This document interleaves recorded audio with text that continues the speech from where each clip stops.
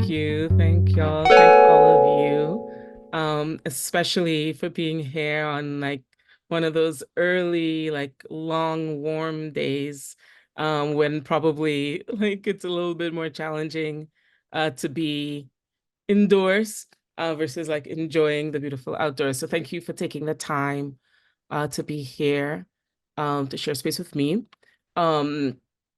Um, like we said, like Gio said, like my name's Aisha.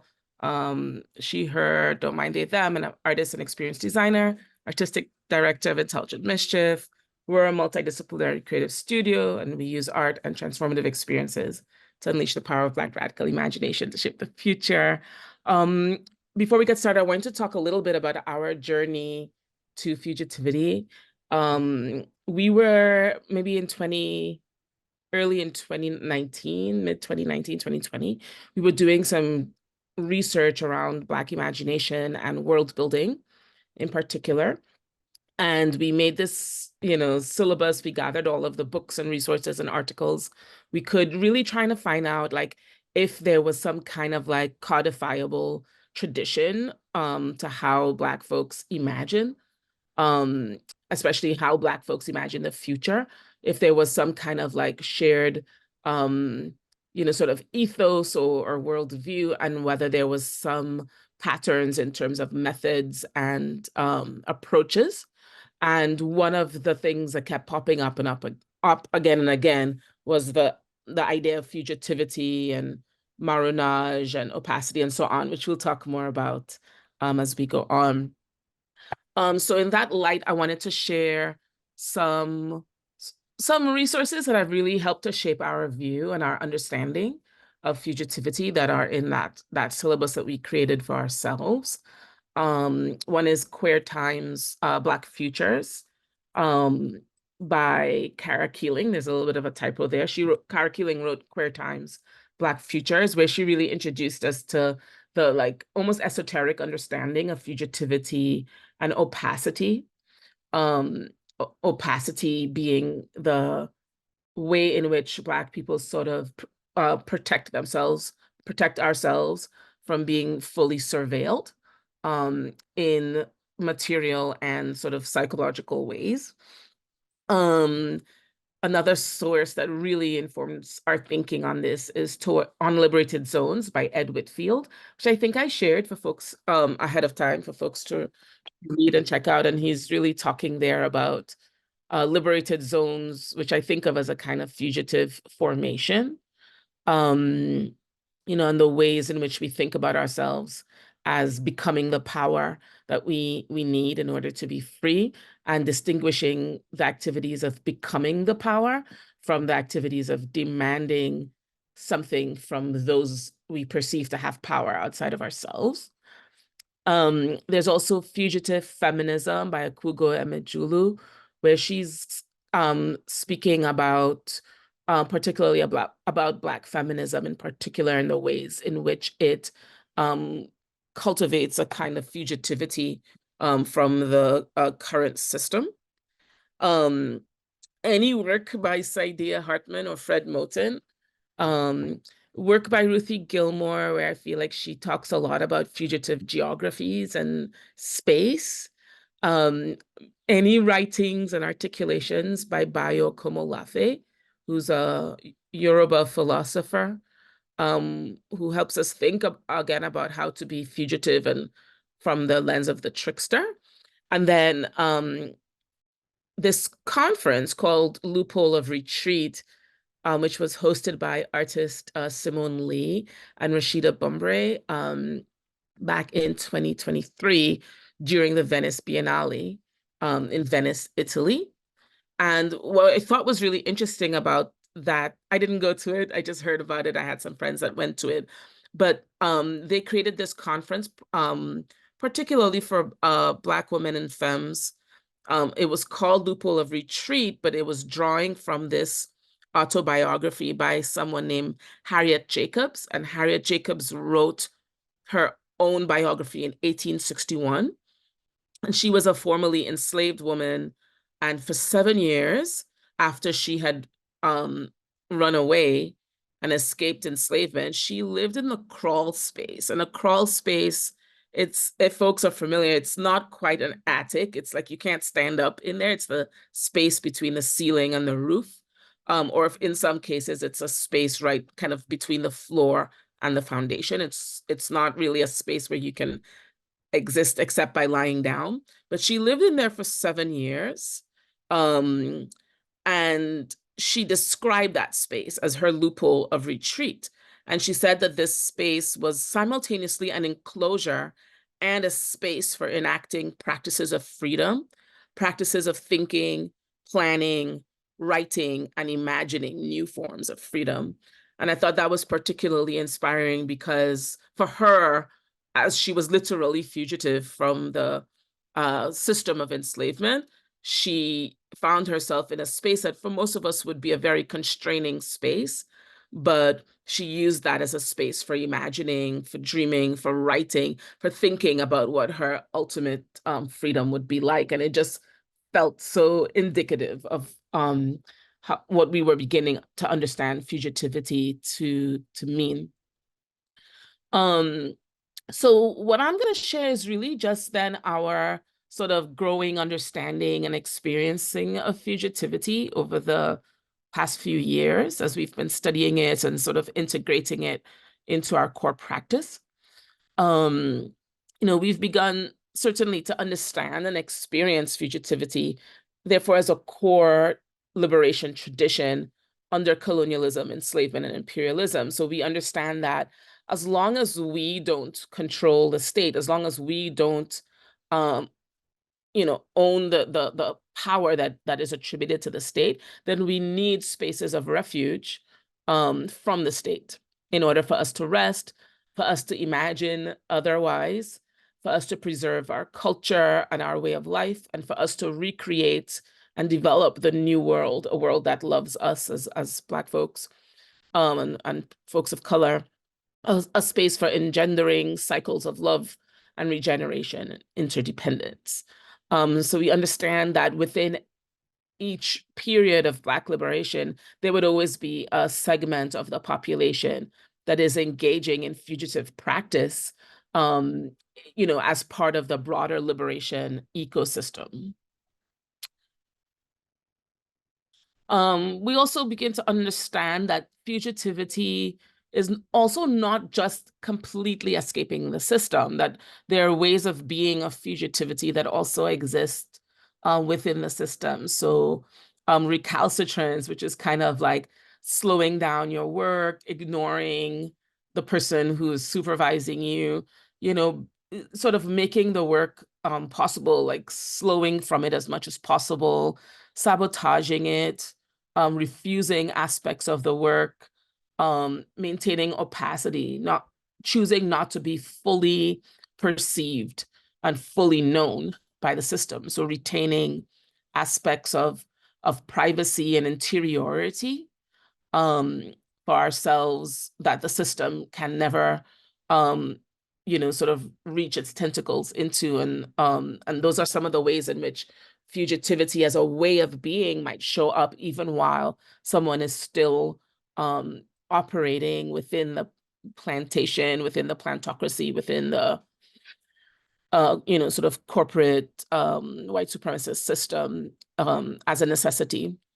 We also began to understand that sometimes fugitivity is a temporary reprieve, that there's such a thing as a petit marronage, or a short-term fugitivity where people might intentionally take time away from the system, unsanctioned.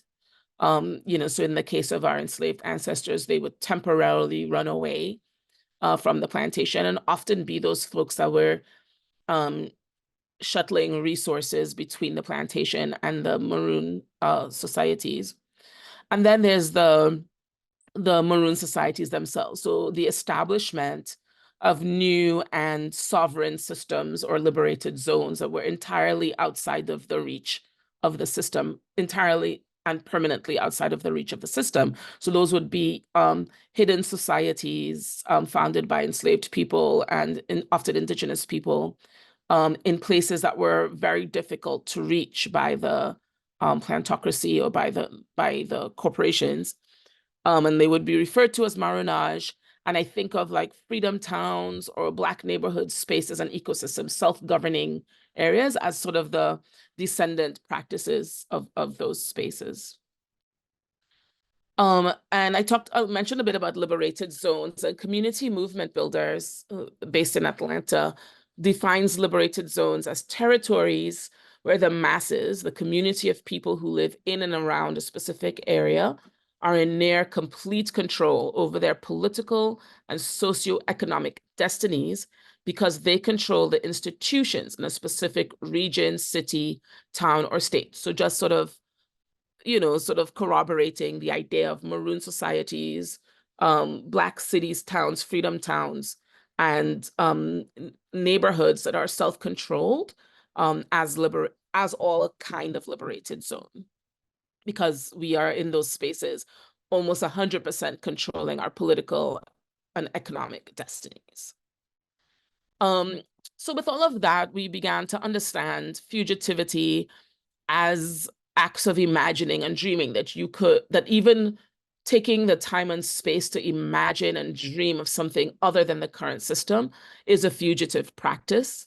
We began to see that fugitivity could be a way of being, a lifestyle, so a way of dressing, appearing, speaking that is counter to the existing system, that is sort of indicative of the new system or the system otherwise that's being built. It's a trickster practice because it can straddle two worlds. It's inherently sovereignty, whether we're talking about individual personal sovereignty, our dominion over ourselves, or whether we're talking about our community's sovereignty, which is our collective self-determination. We think of it also as a gesturing, a look or an affect, that somebody who chooses to dress in their indigenous attire while everything around them says that we should dress in European attire, for example, this is an affect or a look or a gesture or a body language even. It could be a daily action that we take that refuses the assumptions and norms of the current system, or it could be a big action where we actually get up and physically leave the system altogether. It's something that we're constantly making and creating and carving out, and is something that invites us to build a world, another world, or a shadow economy, or a dual system, but often a fugitive societies existing side by side in a way with the dominant system. And so we build those worlds, we create shadow systems or systems, so to speak, so that there's somewhere for people who desire to be fugitive to run to go to, etc. So with that understanding of fugitive practice, we engage in world building through that lens as a fugitive practice. And I'm going to quote here from Ed Whitfield in that article on liberated zones, where he says, "But in order to hope for the master's house to burn as a field Negro would, one would have to have a view, a vision of an alternative, some place to go so that we don't simply perish in the flames. We would have to have an image of freedom that is clear enough in our minds to guide our thinking and dreaming."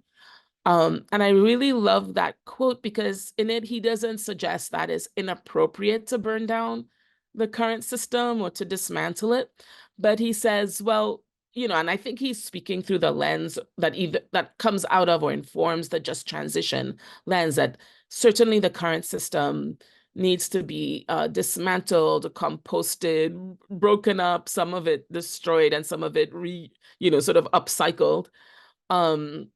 But that if we simply burn it down and we haven't created a vision of the new system we want, many of us are actually going to perish in the flames of the old system. We'll kind of go down with it, so to speak. So he suggests that we need to have an image, a clear image in our minds of the new system to guide our thinking and dreaming. We have to know what we're going towards after or while we're burning down the current system. And I would suggest that we, and I know that Ed thinks this as well, that we not only have to have a vision of that alternative, that we have to actually begin creating it in the spaces that are left to us, places that are unreached by the current system. Um, and so I think that that act of imagining and creating that image and that vision and beginning to build it, think of that as world building. And world building sort of asks us, what if we collectively imagined and co-created new worlds where we were loved and protected? Um, so what if we created these new societies, these new practices and ways of being, and so on? Um, so world building itself is, a literary device. It's not inherently political per se, but it is in its origin a literary device. It's mostly used by people who are speculative fiction storytellers, so people who create fantasy, futurist, science fiction, and horror stories and other genres of the speculative. And it's used by them to create the context or system of reality for their stories. So it often includes like a defining ontology or worldview, an understanding of the world and its origin, how it came to be, its history. It will include the laws of nature of that world. So often, like, you know, science fiction writers will decide, is there magic? Is there a technology that doesn't exist now? Is there gravity? Do people breathe air or do they breathe something else? Like, and other laws of nature. It will include thinking about the geography of the world, because um, often the worlds that they create are not Earth. They might be other worlds. It thinks about the ecology and the culture, so the myths and values and laws, etc., of that world, and it creates all of this context within then these speculative stories take place. But what we discovered is that this act of creating and imagining a world that doesn't currently exist could also be an important tool for visioning and creating narratives that can guide our activism, guide our strategy, guide our approaches to liberation.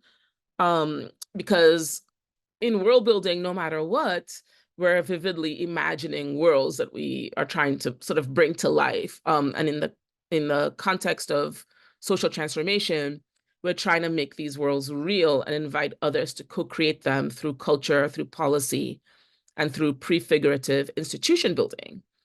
Um, and so the worlds that we create right now are the worlds that we may wish for in the future. And so we began to realize, like, through our reading and studying, that this act of world building is an ancestral practice, whether someone is writing um, speculative fiction or whether someone is simply dreaming of a better future. And it allows us to sort of be ontologically fugitive from a worldview that keeps our current set of systems intact. So that as we are imagining liberation that feels currently inaccessible, we have to imagine another worldview. So when I think about, for example, someone like Harriet Tubman imagining freedom, like ontologically, she has to be imagining the full humanity of Black people, which at the time that she is enslaved is not the worldview, at least within the part of the world that she was enslaved within, for example. So some examples of really good world building, just to make world building more palpable. Star Wars, of course, where it's in a universe that's far, far away from ours. And if you think of Star Wars, there's different rules, there's different entities, there's different species, there's different, sort of dynamics between planets and so on. We could think of Black Panther, which is a world at the level of a nation, and sort of a lot of the different rules and different science that takes place there that brings that world to life and makes it sufficiently alternative to our current reality.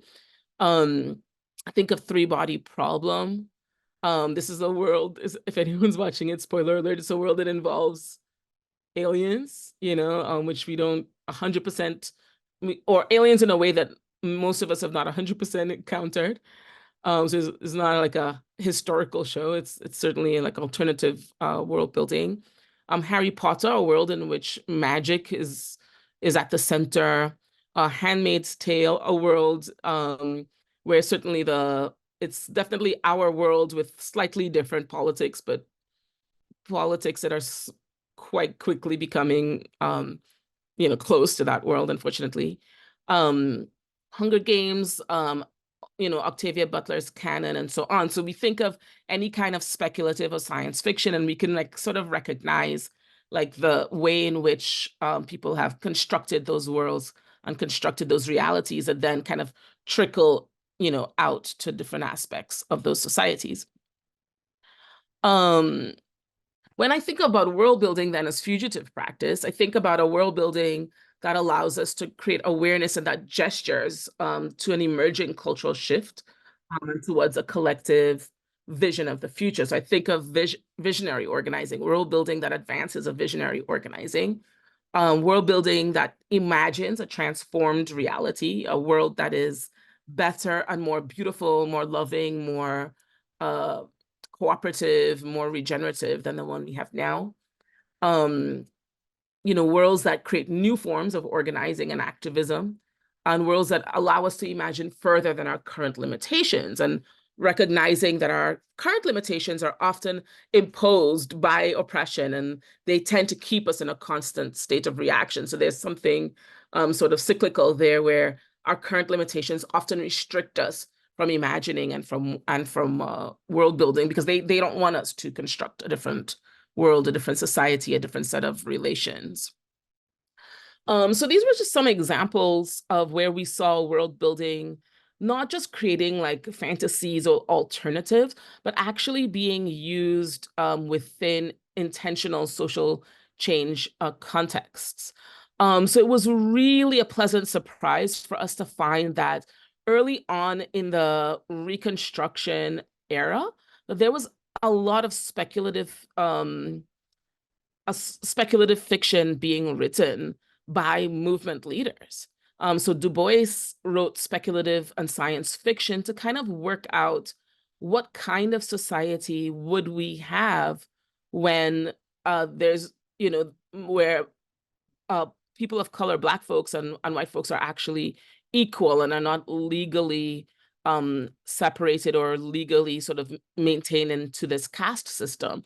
And so he didn't just exercise his ideas politically or sociologically, he wrote fiction stories to kind of like access that space of imagination to sort of work out, what would happen if we changed these pretty significant rules. Or George Schuller, who was writing in the 1800s and wrote, um, um, sort of wrote fantasy novels about Afro-diasporic relations in sort of a post-colonial construct. And there are a couple of other Reconstruction era Afrofuturist writers who are writing about politics and writing about women's leadership and so on as a way to work out what this new society might look like. Um, of particular interest is this book by Edward Bellamy. It's called Looking Backward, 2000. And he wrote this book in 1887. And it's a book in which it's a time travel book. So people are talking about time travel in the 1880s. And in this book, the main character travels through time to the year 2000 when the United States has become a socialist utopia. And so in 1887, he's sort of working through that kind of world building. And what's really interesting is that that book was a book that Coretta Scott gave to Martin Luther King while they were dating before they got married. And this book kind of informed a lot of his like thinking about imagining and dreaming. So then we have him writing the I Have a Dream speech, which is like kind of a speculative ideation in a way that, it's just kind of cool to realize he read the science fiction book that his partner at the time gave him. We think of the Haitian Revolution itself as a form of speculative world building, this imagining a completely other reality, and thinking about how the progenitors of the Haitian Revolution re-chose the indigenous name for Haiti and what kind of world they were intending to build when they did that. I think about the Zapatistas as doing world building. I think about the Harlem Renaissance as world building in action. And then, world building in our own time. So the speculative fiction works of folks who contributed to Octavia's Brood, who are sort of working through like, these different social justice visions for the future. Black Freedom Beyond Borders, which is another anthology of speculative fiction short stories kind of cast inside of the world of Black Panther, but invited social justice leaders and organizers to kind of create their own fan fiction inside the context of a Wakanda existing. I think of Adrienne Marie Brown's Grievers trilogy, Terry Bisson's Fire on the Mountain. A lot of the work that's being published, the fiction work especially, being published by the Emergent Strategy series at AK Press. Cory Doctorow's books that really deal with speculative fiction related to labor. And I think of the Imagine 2200 literature kind of climate fiction competition that's hosted by Grist magazine, and how they invite people to imagine climate futures. So all of these like contributions to world building as fugitive practice. And just remembering this quote by Adrienne, and I think also Walida and Marisha, where they said all organizing is science fiction. So a lot of the work that organizers do to create alternative worlds, alternative communities is in itself science fiction and a kind of world building. So let's talk a little bit about what exactly is world building, or how exactly we approach world building. I'm just going to check my time. I think I have like 5 or 6 minutes.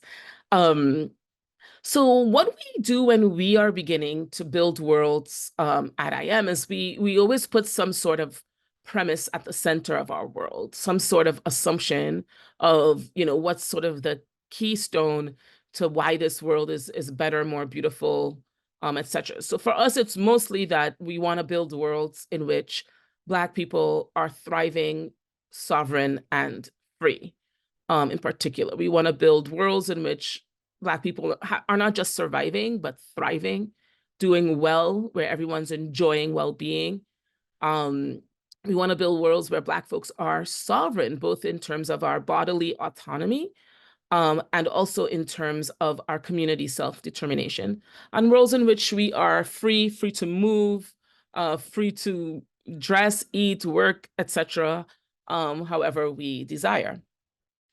So what we understand is that in order for that world to exist, we would need to reimagine the shared values and ways of being of such a world.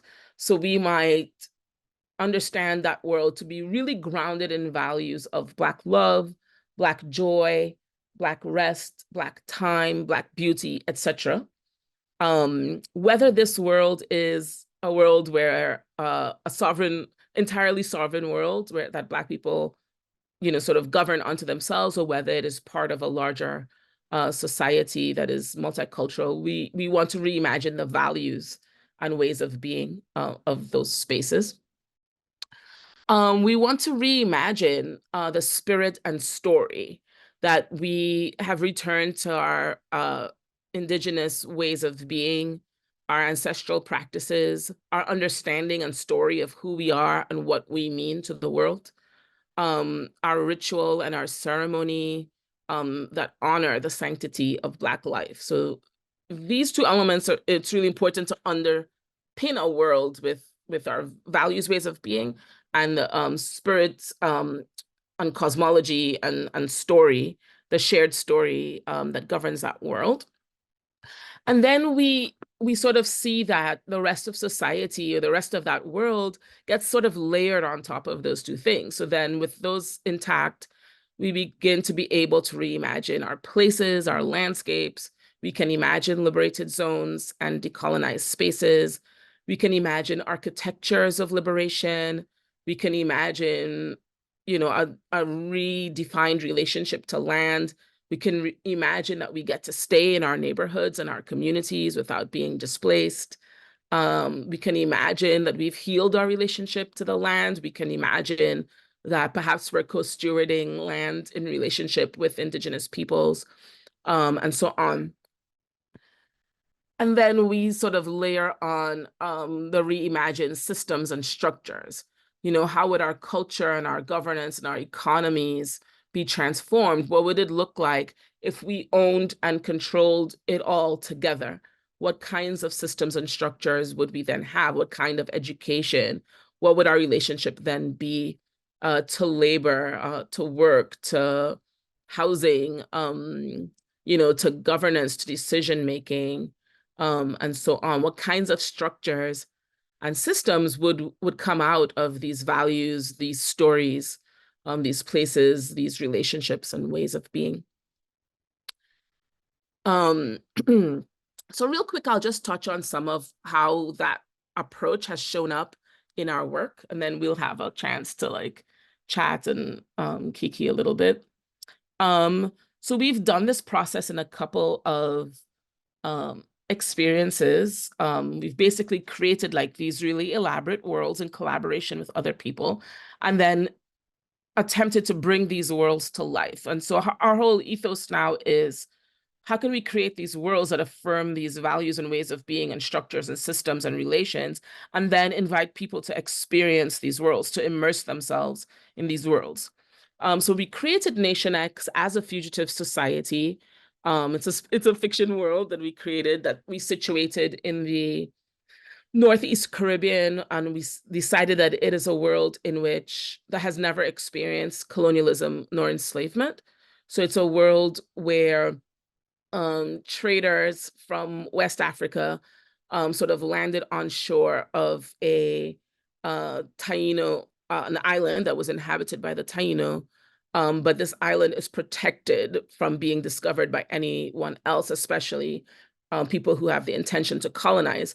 So society emerges that is, sort of a mixed culture society of the Taino and the, sort of Wolof traders. And then, the story goes on, and this world continues, and it does really fun and cool things, including produce these DJs that leave the island and come into the empire to support liberation struggles of those in the Americas. And so we brought this world to life as an online rave during the pandemic time. And so just invited some DJs to sort of embody the role of those DJs, and, brought elements of the world to life. You asked ourselves, if this world existed, what kind of party would they throw in order to invite people towards liberation? And these are just screenshots from that rave. This person was doing live tarot readings. And this person was teaching folks how to roll the sacred herb of that island. And then we did some accompanying projections, and just to invite people into the portal, through the portal of that world. I won't play this video. It's just a dance video from that production. And then it will play itself.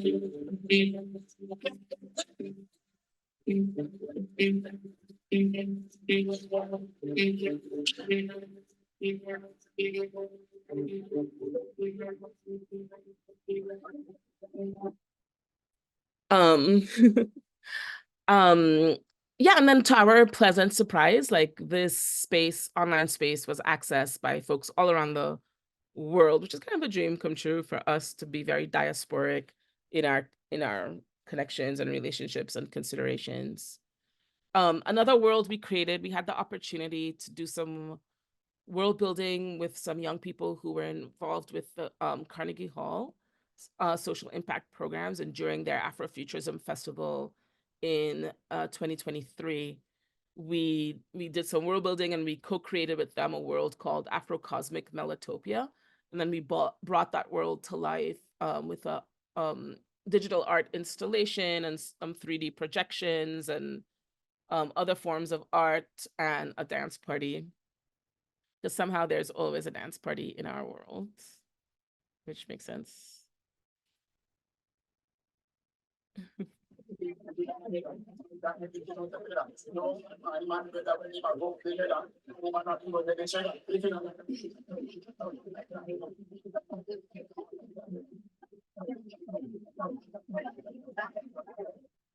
What I really liked about that Carnegie Hall world is, like, if you saw the guy in the tie who was dancing, he was one of the security guards. And I think at some point he just couldn't resist the music anymore.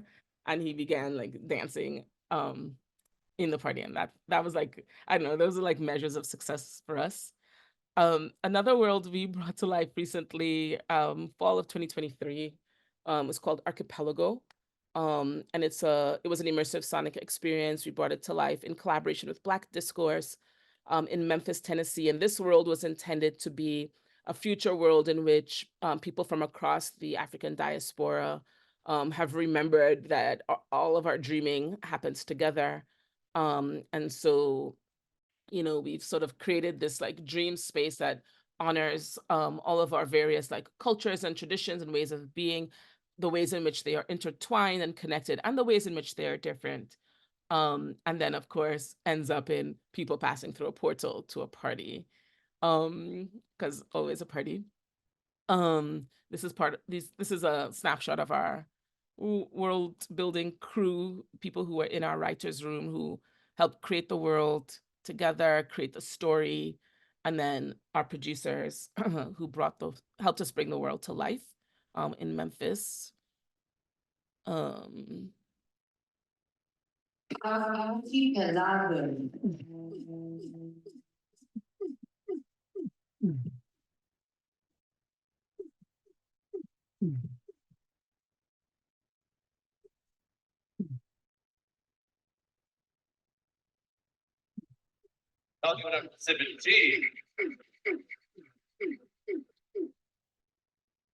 So that one was really cool. We had DJs from Memphis, and then DJs live streaming from Brazil, Australia, London, Ghana. And so they were, it's supposed to be like a sound clash kind of thing, or like sound merge more than a clash, really. So we were in person in Memphis, and then DJs were live streaming in, and that was like really fun and sweet. And we had an immersive installation, and sound bath where folks could lie on these hammocks, and this was like sort of coming out of the world that we had designed. Um, we had some activations and libations happening on other days. And then I'll just kind of wrap up by saying a lot of our world building happens in our art itself, and it's not a didactic process. It's like as we're dreaming and imagining and asking ourselves these what if questions, it just kind of comes out in our visual art collage work that we're making as well. And so a lot of these worlds are actually like imagining fugitive spaces and maroon societies, and, kind of working out some of the same question, what are people doing? How are we healing? What practices are we returning to?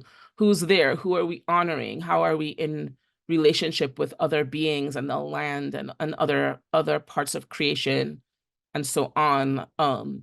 Like, what are we running to? What are we running from? And um be pulling these questions that come up in our readings and in our just observation of life, and making them, what we call the unit of world building is the what if question. That if we can ask ourselves what if in a way that either questions the current structure or imagines something that doesn't yet exist, and even this is a form of world building. And so that's kind of how we see what we do on our social media and so on, is to invite folks into this small units of world building, even if it's a 5-minute imagining of another way of being. And I think that is all I've got. I would love to like chat a little bit with folks and just see how y'all are experiencing world building and fugitivity and so on, or anything that folks want to talk about. Q&A. Please give it up. Please give it up. Show some praise. We got some. Thank you. Excellent. Excellent. So at this portion, we want to say the Q&A is now open. Initial thank you for the presentation. And let's not, I won't waste any more time. We can now take questions, as well as, affirming statements. If you don't have a question, if you want to say something nice to Aisha, you're more than welcome to say that aloud, as well as in the chat. Okay? Keeping in mind the community guidelines from earlier, the community agreements from earlier. Let's take questions from our in-person audience. We have a few people here. If anybody has a question right now, we ask that you lead with your name, your pronoun, and your question, and keep it under a minute. And you may come up here if you like. Okay. If your ability allows. Okay. Thank you so much for the great presentation, Aisha. My name is Bolaji. I'm really curious about how we do fugitive politics in the way how we relate to each other. And I would love some insight from you as a facilitator today, as far as fugitive relating, what emotion or emotions do you think are important to focus on if we are to build an ideal fugitive space for ourselves? Thank you, Bolaji. That's like a really beautiful question. And it does echo, like, in our world building, we ask people, like, after we've imagined sort of what the experience of that future world looks like, we ask people, like, what are the new ways of relating to each other and new relationships that exist in that space. And we also ask people, like, how are we loving each other? And I think that's probably where I would start, is like, how are we loving each other and what does that look like? Because I think that our current system relies on removing that idea of love from each other and making us kind of uncomfortable with it or not understanding it. So I think learning deeply about what love is, what it looks like, and then thinking about how we practice it is probably where I would start. And I think that the best resource for that is All About Love by Bell Hooks, because I feel like she just systematically outlines, like, here's what love looks like, in a way that you can practice it with anybody in life. Like, I can think about how to support, how to be in accountability, how to show care, how to show understanding, how to show respect and, like, honor and, like, boundaries and things like that. So that's where I would go if I were to think about that. Thank you. You're welcome. Thank you to Bolaji. Thank you, Aisha.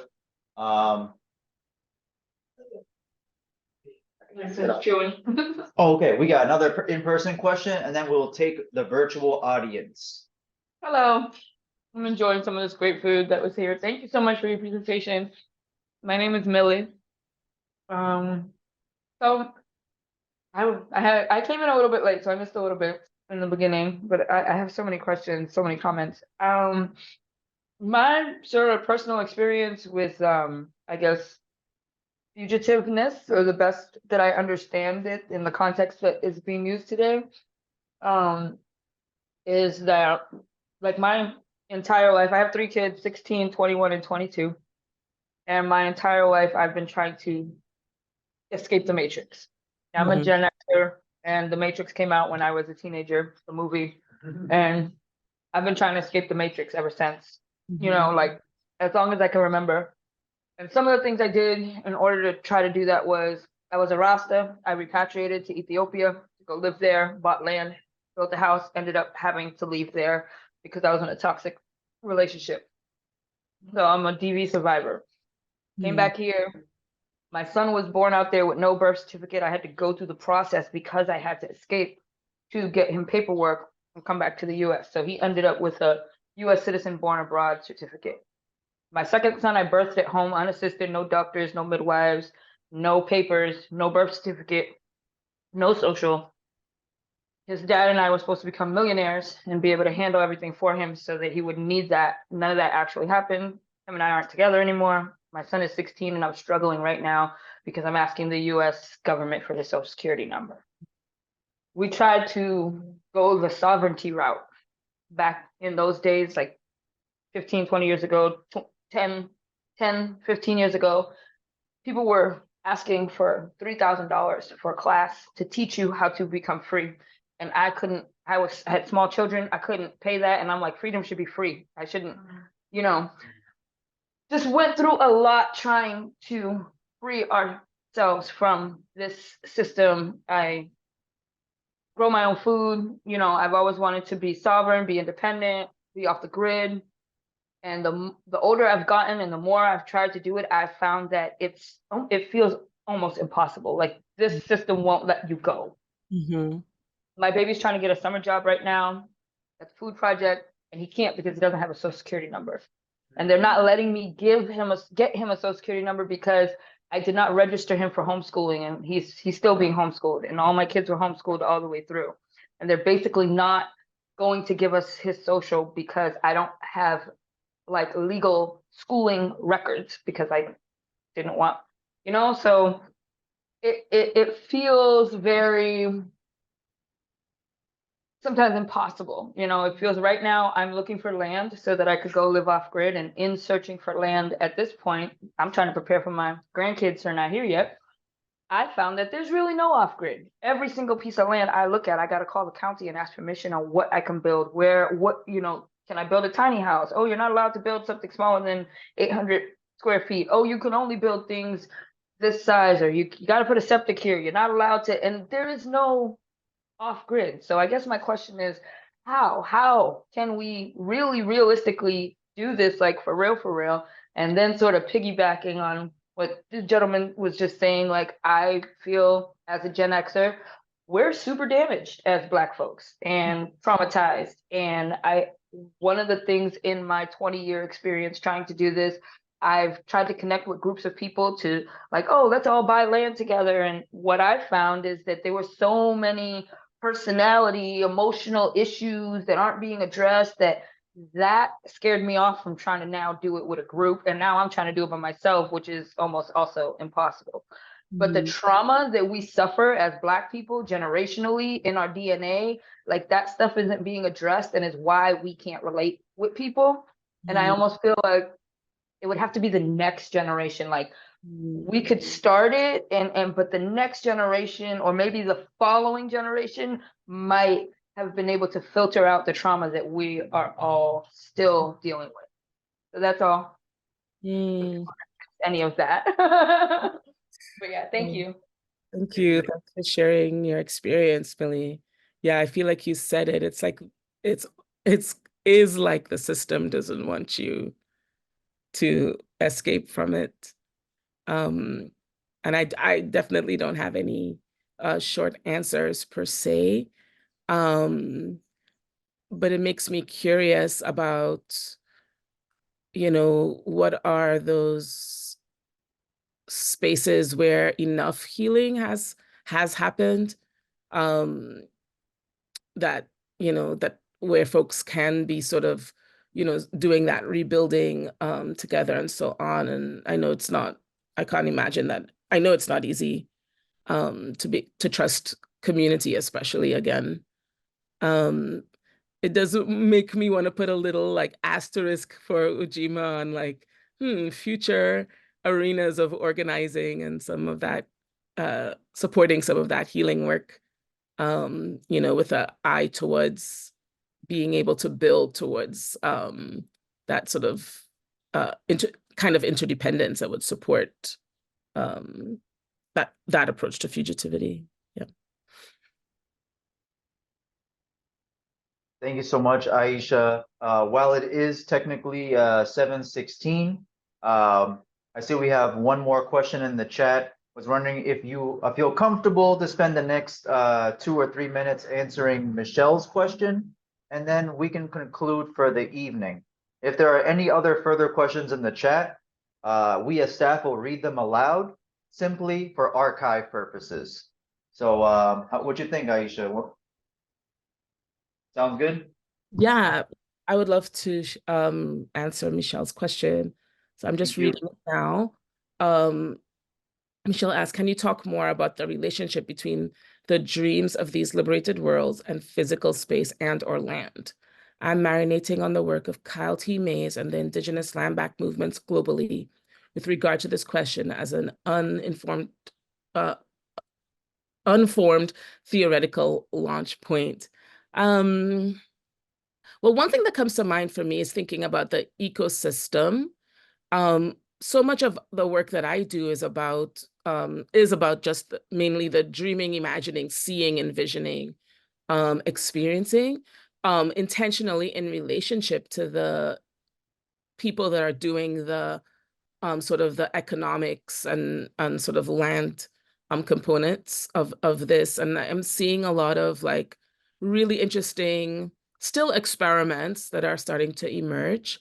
So I'm starting to see folks sort of doing intentional arrangements with indigenous communities where folks might, for example, buy land and then rematriate the land back to indigenous communities into a land trust, and then sort of have an arrangement to continue to live on that land, but pay taxes then to the indigenous community that owns that land, for example. So I feel like that's emerging for me as like an interesting example that makes its way into the work.